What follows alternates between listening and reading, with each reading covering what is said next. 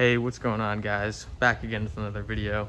Today's video, I'm going to be showing y'all how to identify which type of connector style you have on your primary upstream O2 sensors.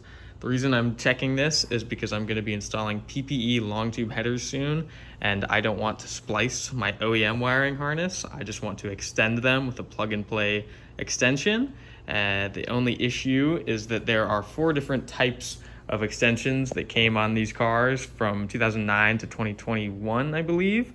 And the company that you order from will not accept returns or exchanges. So I just want to be double sure before I go ahead and place my order. One thing I'd recommend before touching anything is disconnecting your battery. That's just so you can avoid getting any codes. I don't think there should be any that would pop up when disconnecting the harness because the car won't be on, but just for safe measure, that's what I'm gonna do. As well, right after that, you're gonna go ahead and loosen these 3 bolts on both sides. Those are 14 millimeters. And then you're gonna go ahead and pop up these trim clips and then remove this gray weather strip that goes along the dashboard.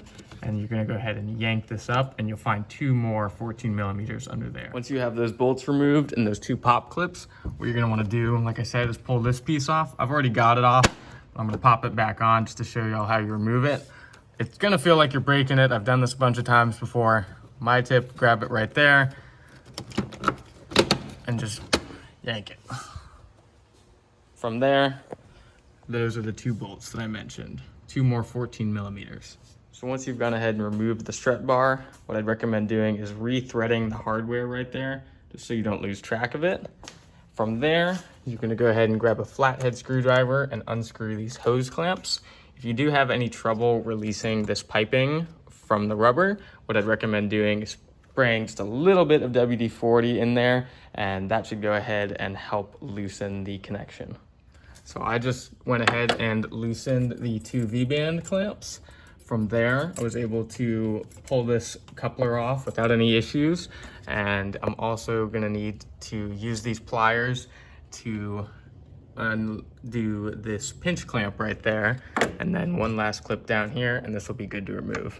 So once you go ahead and remove the intake pipe, what I decided to do just now was remove this sensor that plugs into the throttle body right here. I just don't know enough about whether I can take this thing off without any issues. I would assume that it's just those 4 hex bolts right there, but I don't know the torques for that. I don't have a torque for a hex key. I don't want to bother with that. So as you can see right there, it's kind of hard to get an angle. The tan connector is what we're going to be unplugging. We don't need to leave it unplugged, but we're just going to unplug it so that we can figure out what type of sensor we have. Okay, so I finally just loosened the clip. It took me like 20 minutes because there's just no space in here. But what I ended up doing was, as you can see there, right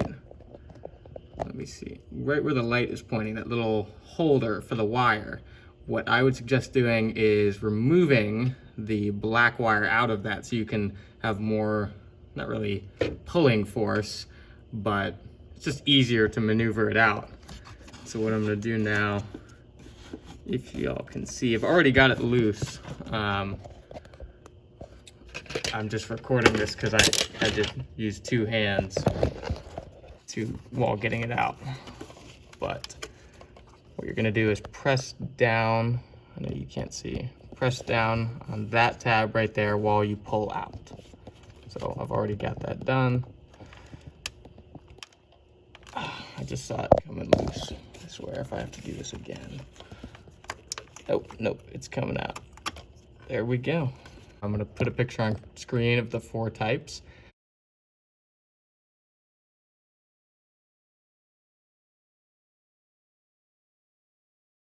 So from there, you're gonna go ahead and take a picture of your style connector so that you don't forget. Then you will go ahead and reinsert the intake piping onto the throttle body and make sure you plug in that sensor again. As well, you're gonna go ahead and tighten the hose clamps at the bottom and then reassemble everything. These bolts, I believe, are torqued to 55 foot-pounds. Not exactly the most important thing to torque, but make sure you get it snug as well as don't forget to insert those pop clips again.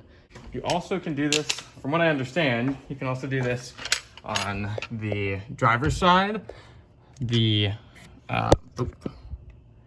That is the tan clip right there, but it is much harder, there's much less space, and this wire that goes exactly where you would place your finger, right there. You have to push down. This thing is completely in the way and there's not really much give on it. So I would not recommend doing it this way, but if for some reason you want to, go for it. If you need any help or have any questions, feel free to shoot me a message on Instagram. My Instagram username is thatrednismo. I'll be happy to help. Thanks for watching.